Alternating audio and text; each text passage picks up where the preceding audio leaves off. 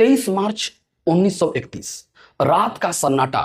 Lahore central jail के फांसी घर में 3 जवान हंसते हुए मौत को गले लगा लेते हैं, भगत सिंह, राजगुरु और सुखदेव।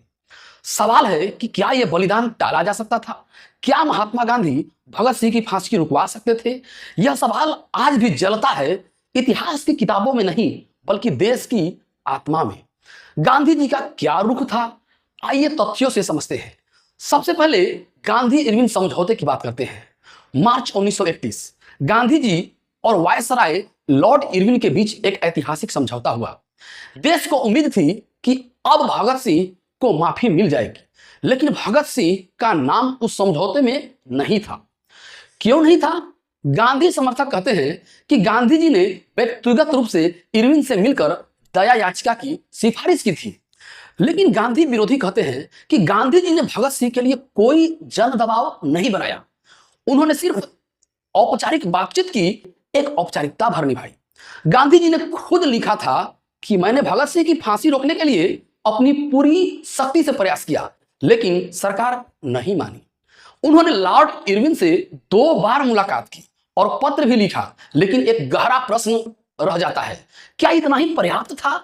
क्या एक ऐसा नेता जिसकी मात्र एक पुकार पर लाखों लोग जेल जाने को तैयार थे, अगर वो फांसी के खिलाफ एक राष्ट्रव्यापी जन आंदोलन छेड़ते तो क्या अंग्रेज रुकते नहीं? लोगों के मन में एक और बात चलती है कि क्या भगत सिंह गांधी के रास्ता की बाधा थे?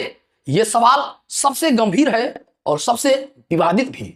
भगत सिंह का बढ़ता प्रभाव, युवाओं में क्रांति की लहर और उनका लोकप्रियता में गांधी के समकक्ष खड़ा हो जाना, क्या गांधी जी को यह असहज कर रहा था? कुछ इतिहासकार मानते हैं कि गांधी एक अनुशासित आंदोलन के हिमायती थे और क्रांति से उन्हें डर था कि देश में अराजकता फैल सकती है। लेकिन क्या इसकी कीमत भगत सिंह की जान थी?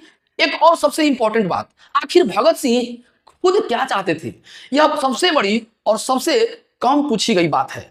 भगत सिंह ने कहा था कि मैं नहीं चाहता कि मेरी फांसी माफ की जाए, मैं चाहता हूं कि मेरी मौत खुद एक क्रांति बन जाए। उन्होंने जानबूझकर माफी नहीं मांगी। उन्होंने कहा, अगर मैं मरूंगा तो लोग जागेंगे, सोचेंगे, क्रांति को समझेंगे। तो क्या गांधी जी इस भावना को पहले ही समझ रहे थे? उन्होंने यह मान लिया कि भगत सिंह खुद मरना चाहते थे, इसलिए जोर देना व्यर्थ होगा। अब दोस्तों, निष्कर्ष क्या निकलता है? गांधी दोषी थे या असहाय? इतिहास की अदालत में गांधी को दोषी नहीं ठहराया गया, लेकिन जन भावना ने उन्हें कटघरे में खड़ा किया। गांधी जी ने प्रयास किए, लेकिन वो प्रयास पर्याप्त नहीं थे। ना कोई जन प्रदर्शन, ना कोई सत्याग्रह और ना कोई सार्वजनिक चेतावनी कि अगर भगत सिंह को फांसी हुई तो देश उग्र हो जाएगा। और यही वो खालीपन है जहां गांधी की महानता सवालों के घेरे में आती है, जहां नेहरू की चुप्पी असहज करती है, जहां भगत सिंह की मुस्कुराहट, शहादत हमें आज भी झकझोरती है। शायद भगत सिंह को माफी नहीं चाहिए थी, लेकिन एक सच्चा प्रयास तो चाहिए था। क्या गांधी असहाय या इतिहास में चुप रहने की कीमत चुकाई?